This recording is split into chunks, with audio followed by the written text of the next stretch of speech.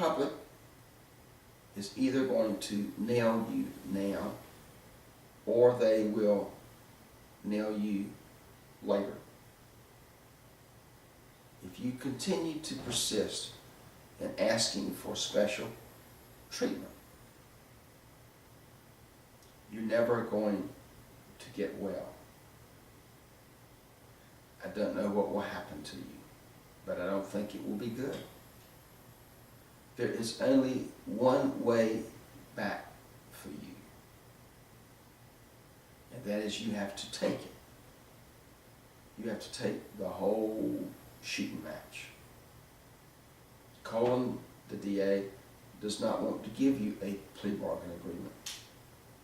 As your friends and lawyers, we don't think you should ask for one or take one, even if it is eventually offered. We believe that you should go into court and say to the judge that you were there to be sentenced. You were guilty, you did these things, no one else did, you're ready to be punished, and you accept that. And if you do that, Jim, if you do that, you may get your life back,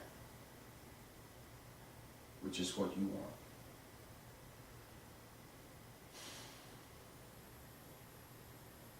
That's hard to hear from a lawyer.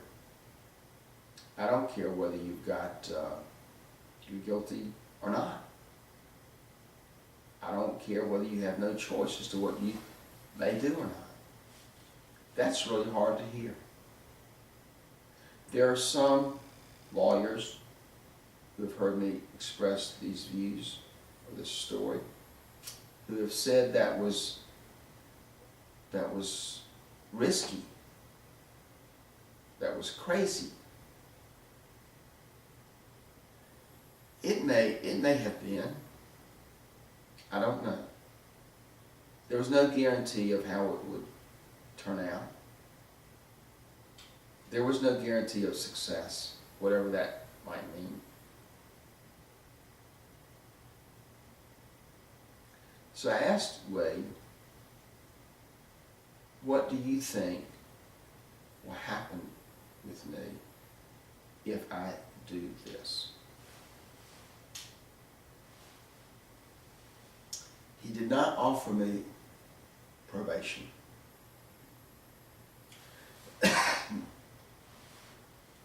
He did not offer me a set term of years that he had thought that the judge might do. Rather, he said, I think you will have more riches in your life than you ever thought possible. I want to tell you something. That turned out to be true. I believe deeply that if I had sought an agreement and gotten one, my sentence would have been no less and perhaps more. But more importantly, I would not have been afforded a really good second chance. Once when I was in Judge Dupree's chambers before he passed away in the 1990s, he was sitting in his chair, rocking back and forth. He put his elbows on the table, on his desk, and looked right at me. I was sitting in this overstuffed chair across from him. He said, Jim, what is it that you want? And I said, Judge, what I want is to one day be able to walk down the streets of Raleigh and hold my head up one more time. He smiled, leaned back in his chair and said, you can do that. You can come back and you can do that. As a matter of fact, what I think you should do, Jim, is write a book about all this and come back. I did that. I followed his advice, which was my little book, Flame Out written back in 2000.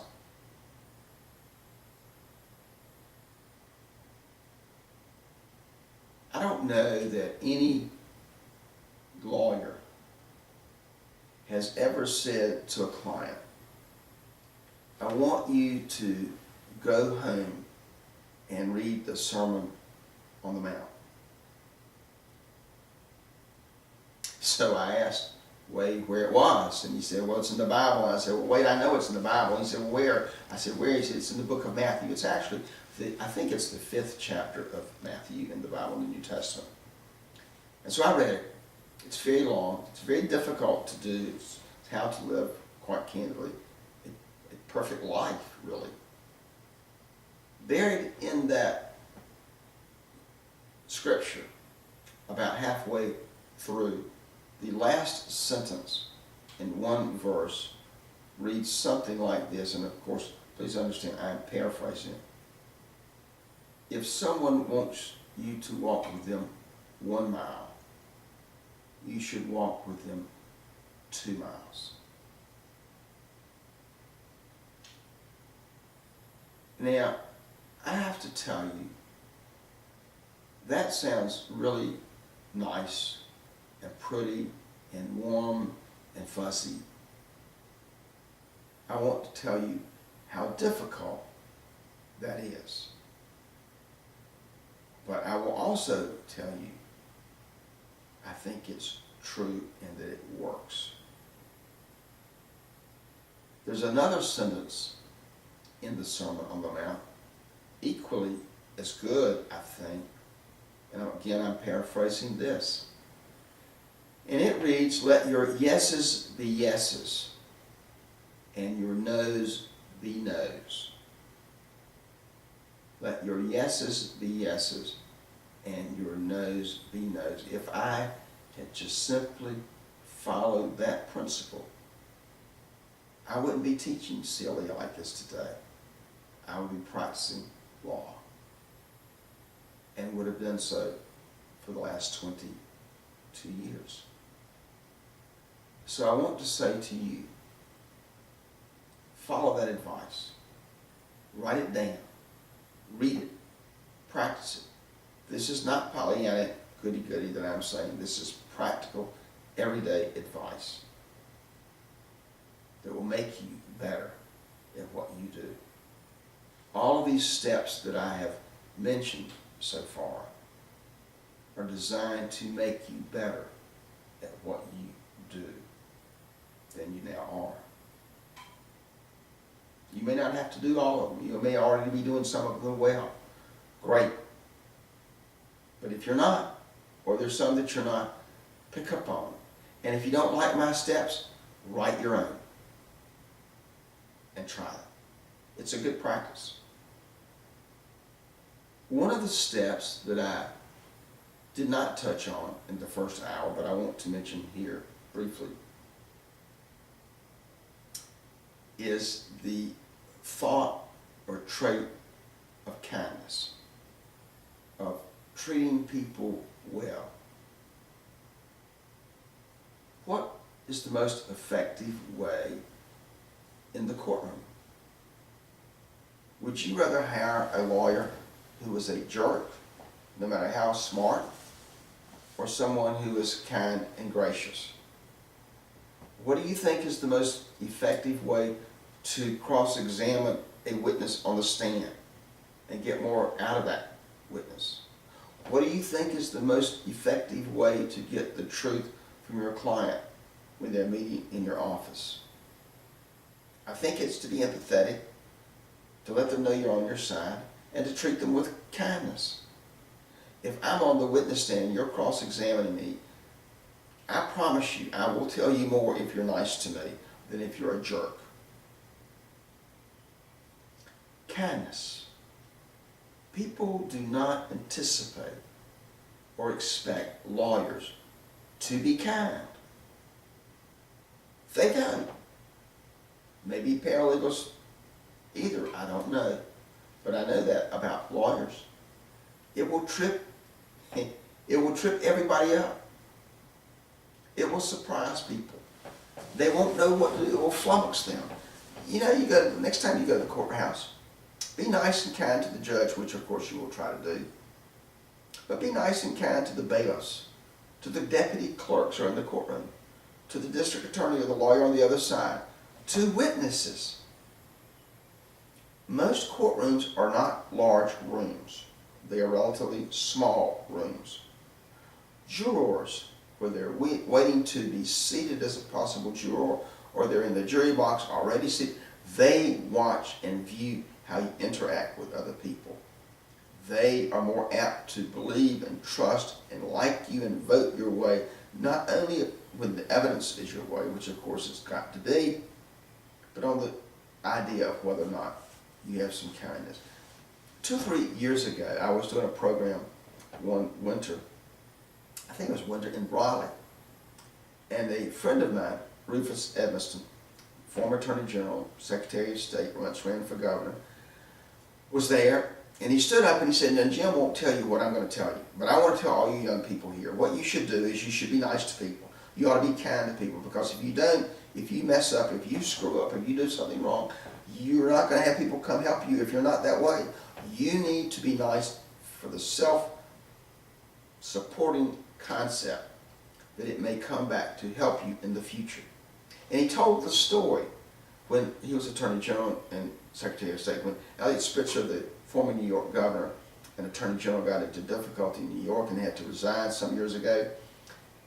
Nobody really came much to his aid, because when he was Attorney General in New York, he was not too terribly nice and gracious and kind to his other attorneys general. Now you compare and contrast that with the former governor of the state of Virginia, who got into some legal difficulty a couple of years ago. He got indicted, he got convicted, but on appeal, a number of other attorney generals are filing amicus curiae briefs on his behalf.